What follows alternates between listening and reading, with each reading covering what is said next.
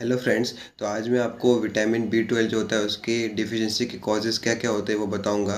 ठीक है, तो ये 8 पॉइंट में अपन डिस्कस करेंगे शॉर्ट में। उसमें जो सबसे पहला मेन रीज़न जो होता है वो वेजिटेरियन डाइट। ठीक है, मोस्टली क्या होता है कि जो विटामिन बी 12 जो होता है वो नॉन-वेज डाइट में ज़्यादा प्रेजेंट होता है। ठीक है, लेकिन जो पेशेंट जो मतलब पर्सन अगर वो वेजिटेरियन है तो उसको उसकी डिफिशिएंसी हो सकती है। ये कॉमन कॉज होता है। ठीक है, दूसरा क्या है कि अगर उसको इलियक डिसऑर्डर वगैरह है तो क्यों?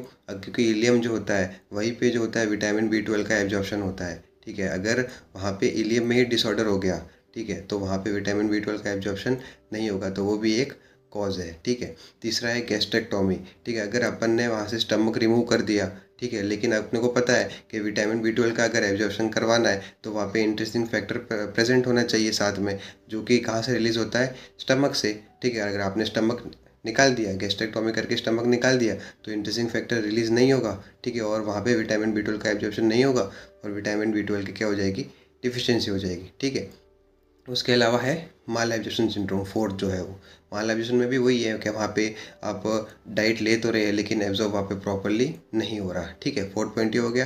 फिफ्थ में इन्फेक्शन, अगर कोई इन्फेक्शन वगैरह है वहाँ पे गैस्ट्रिक रीजन के अंदर, इलियम रीजन के अंदर वगैरह, टेपवर्म इन्फेक्शन, जो टेपवर्म से इन्फेक्शन वगैरह होते हैं वो वहाँ पे प्रेजेंट है तो उसकी वजह से भी नहीं होगा। 5 पॉइंट ये हो गए। ठीक है, उसके बाद 6 पॉइंट क्या है कि पर्नीशियस एनीमिया है। पर्नीशियस एनीमिया जो है, इसका जो रीज़न भी क्या है मेन, मैं आपको नेक्स्ट वीडियो में बताऊंगा, ये इसमें कवर नहीं होगा। ठीक है, 6। उसके बाद जो 7 पॉइंट है उसके अंदर क्या है?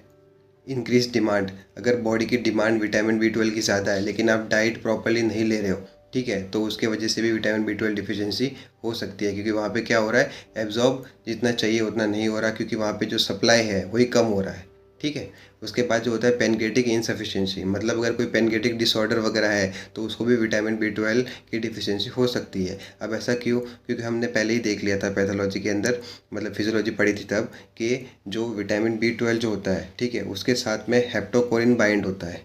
ठीक है, हेप्टोकोरिन बाइंड होता है, उस हेप्टोकोरिन को सेपरेट करने के लिए पैनक्रेटिक एंजाइम रिलीज होते हैं। जो पैनक्रेटिक एंजाइम क्या करते हैं, हेप्टोकोरिन को उससे सेपरेट, मतलब विटामिन बी 12 से क्या कर देते हैं? सप्रेस कर देते हैं। ठीक है, सप्रेस करने के बाद वहाँ पे इंटरेस्टिंग फैक्टर जुड़ता है और फिर एब्जॉर्ब होता है। लेकिन अगर यहाँ पे पैनक्रेटिक एंजाइम ही रिलीज नहीं हुआ तो वहाँ पे हेप्टोकोरिन जो है वो विटामिन बी 12 से सेपरेट नहीं होगा। ठीक है, और विटामिन बी 12 का एब्जॉर्प्शन नहीं होगा। ठीक है, तो ये टोटल 8 कॉज है, ये इंपॉर्टेंट है।